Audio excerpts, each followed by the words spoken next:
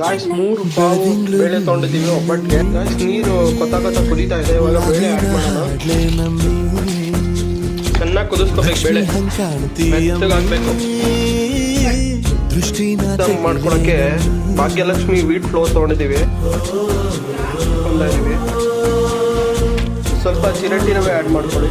ಚೆನ್ನಾಗಿ ನೀರಾಗಿ ಕಲಿಸ್ಕೋಬೇಕು. ಸ್ವಲ್ಪ ನಾವು ಸನ್ಫ್ಯೂರ್ ರಿಫೈಂಡ್ ಆಯಿಲ್ ಯೂಸ್ ಮಾಡ್ತಾ ಇದ್ದೀವಿ. ಎಣ್ಣೆಗೆ ಕಲಿಸ್ಕೊಳ್ಳಿ.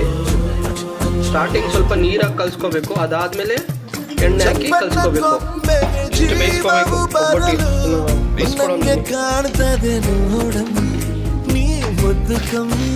ಒಬ್ಬಟ್ಟಿಗೆ 3 ಉಂಡೆ ಬೆಲ್ಲ ತೊಗೊಂಡಿದ್ದೀನಿ. ಚೆನ್ನಾಗಿ ಚಚ್ಕೊಂತೀನಿ ಬನ್ನಿ. ಚಚ್ಕೊಂಡ್ಮೇಲೆ ಬೆಲ್ಲ ಈ ಥರ ಆಗಿದೆ. ಸ್ವೀಟ್ ಚೆನ್ನಾಗಿದ್ದಷ್ಟು ಒಬ್ಬಟ್ಟು ಚೆನ್ನಾಗಿರುತ್ತೆ. ಬೆಲ್ಲನ ಕರಗಿಸ್ಕೋಬೇಕು. ಸ್ವಲ್ಪ ಏಲಕ್ಕಿ ಪುಡಿ ಮಾಡ್ಕೊಂಡು ಹಾಕೊಂಡಿದ್ದೀವಿ ನೋಡಿ. ಇದಕ್ಕೆ ಕಾಯಿ ತುರಿ ಆ್ಯಡ್ ಮಾಡ್ತಾ ಇದ್ದೀವಿ. ರುಬ್ಕೊಂಡಿರೋದು.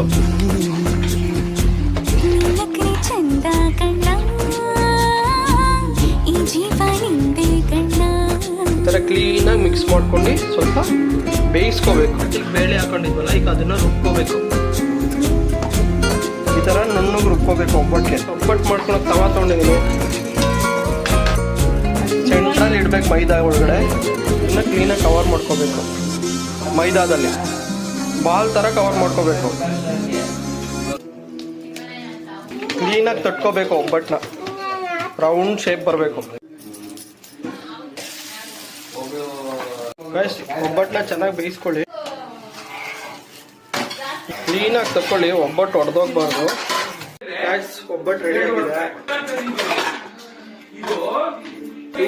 ಒಬ್ಬಟ್ಟು ಯುಗಾದಿ ಹಬ್ಬದ ಹಾರ್ದಿಕ ಶುಭಾಶಯಗಳು. ಎಲ್ಲರೂ ಒಬ್ಬಟ್ಟು ಮಾಡ್ಕೊಳ್ಳಿ, ತಿನ್ಕೊಳ್ಳಿ. ಬಾಯ್.